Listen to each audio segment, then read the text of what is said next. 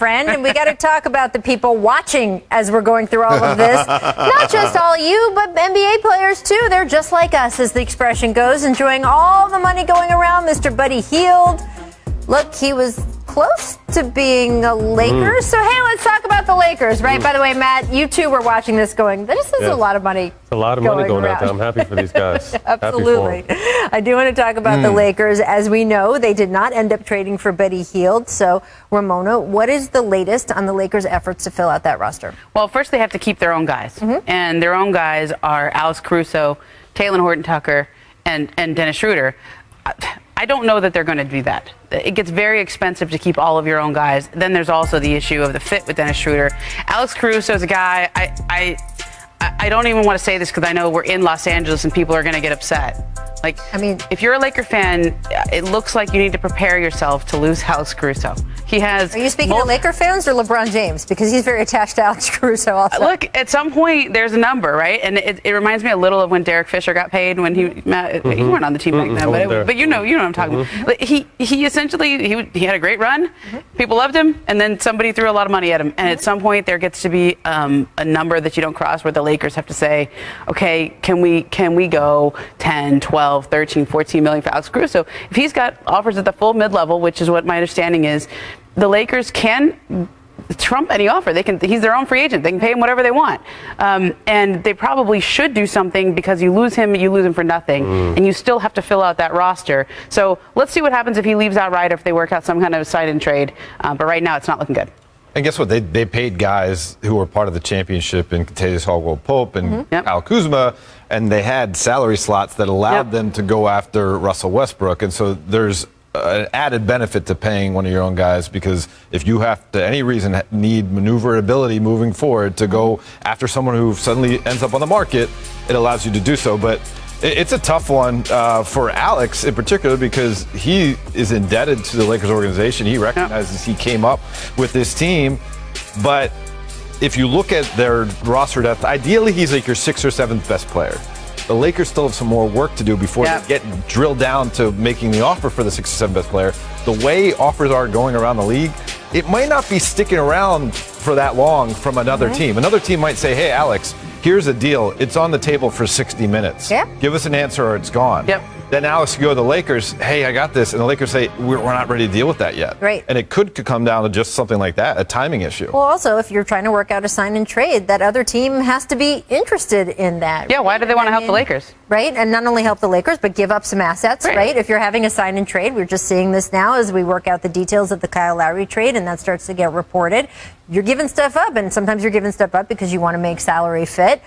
But if you don't have to, sometimes you don't want to. Can we explain this, though, like the sign and trade with Kyle Lowry, okay? So at the trade deadline, Kyle Lowry a lot of teams wanted Kyle Lowry. Philly wanted him, Miami wanted him, Lakers wanted him. And Masai Ujiri decided to hold on to him because he didn't get the deal he was looking for. The Lakers didn't put Talen Horton-Tucker in the deal. Miami wouldn't put Precious Achiuwa in the deal at the time, or Duncan Robinson. There were reasons why there was nothing that incentivized Toronto to trade him at that point. And Masai's calculation was essentially, any of these teams that want to sign him as a free agent need the Raptors to do it. They don't have the cap space to make a $30 million offer. So they need us. So why don't we just wait until they need us and we can get something for him? And they're going to get a good young player. Precious Achiuwa is a good young player. Goran Dragic, good player. Now, the details of that are still being worked out. So let's see who actually ends up in this deal and whether it expands to a 3-team. But when you have a free agent that's you can get something for him. You don't want to lose him for nothing when you have unrestricted free agents. So Dennis Schroeder, unrestricted free agent.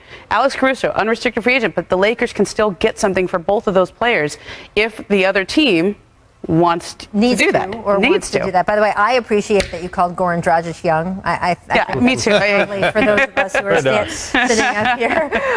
When you're on a team that is strapped the way the Lakers are in terms of they can only make the moves that they can make, when you lose a guy who is a little bit seen as a heart and soul guy like Alex Caruso, what does that do to the roster? But then again, you've got Russell Westbrook coming in. Talk about a heart and soul guy on every team he's been on. Yeah, that's a tough pill to swallow. I mean, he's a fan favorite out here.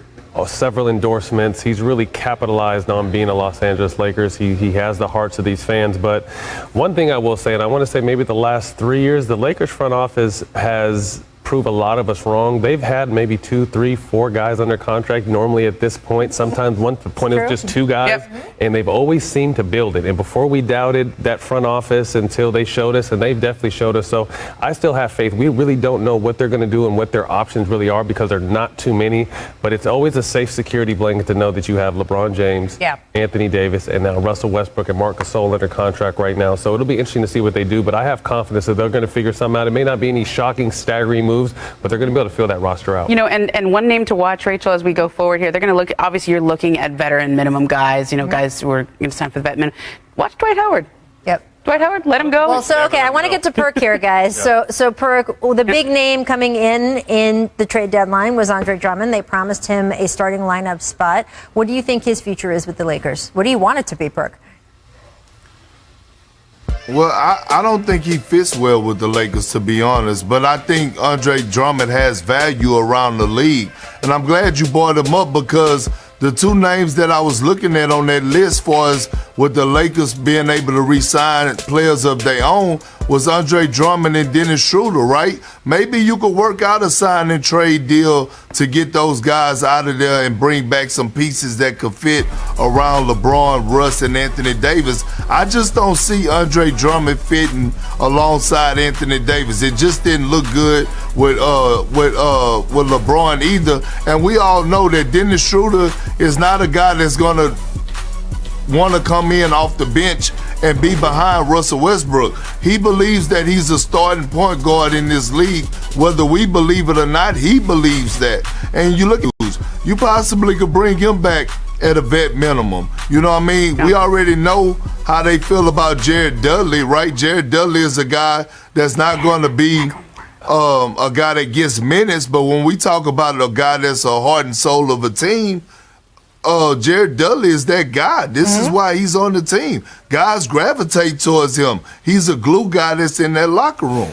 Yeah, absolutely. And look, Jared Dudley is a guy who was with the Nets and then went on to say, hey, I'd like to play with you, LeBron James. And there you go. But speaking of the Nets, we have another guy leaving the Nets. Jeff Green next year has decided to go to the Denver Nuggets. A 2-year deal. $10 million. The Nets do still have their big 3. Malika Andrews reporting this next season. It's about time. Right? Okay, so given that the Nets will not have Jeff Green anymore, but they do have those other big 3 guys we've mentioned just a couple hundred million times, Kevin Durant, James Harden, Kyrie Irving. When we are looking at what is happening with these 2 clubs we're discussing in this segment, whether it's the Nets or the Lakers, with their big 3 of LeBron, AD, and now Russell Westbrook, Perk, who do you think has the more formidable big 3? You know what? I got to give the edge to the Los Angeles Lakers. Wow. And here's why. Because they have Anthony Davis. I think he's the deciding factor between why I would go with the Los Angeles Lakers. We're talking about a guy that, when healthy, he dominates both ends of the floor. When you look at the Brooklyn Nets, we're talking about a team that's just giving you all offense and Kevin Durant, James Harden, and Kyrie Irving.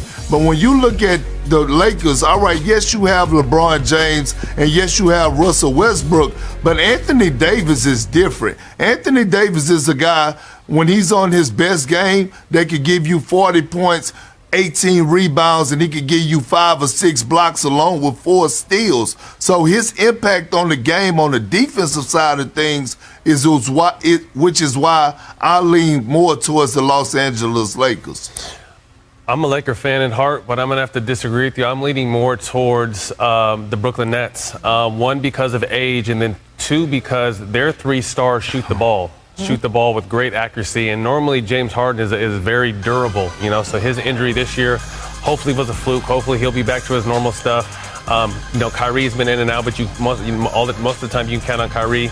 Kevin Durant is Kevin Durant. He's proven who he is time and time again. But this team is a little bit younger, and they can shoot the ball. So when they're trying to find pieces, it's just more pieces that are, I think, are going to be more suitable and easier to find than the Lakers need. A lot of, shooting to help stretch this floor out, and it's a little bit harder to find guys that you can find guys that can shoot, but can they give you anything on that other end as far as the defensive accountability comes? So there's a lot of shooters on the market still that are coming in for the vet minimum, but can they give it to you on both sides? I think the Brooklyn Nets have a lot more firepower in their big 3 than the Lakers do, with an aging Lakers big 3. Yeah, man, I'm totally with you because look, not just all the points you made, which are salient, but they already had a season to figure this out. Any redundancy there was between Kyrie Irving and James Harden has already kind of been figured out in the wash, and now they have that to build on. That's their standard, and they can only get better. Obviously, the health is a factor, but they are a younger group, and there's no glaring deficiency like Russell Westbrook brings to the table as a three-point shooter who is errant way too often from the outside. The Lakers, we know, struggled from the outside last year, 21st in the league in three-point percentage. Russell only shooting about 31%. In the playoffs, that becomes glaring, and you don't get that with Kevin Durant, Kyrie Irving, and James Harden, maybe the three best shooters together of any team in the league right now. I'm going to say the Nets for now, for the same reason you just outlined, Dave, which is essentially they've had some time to figure this out.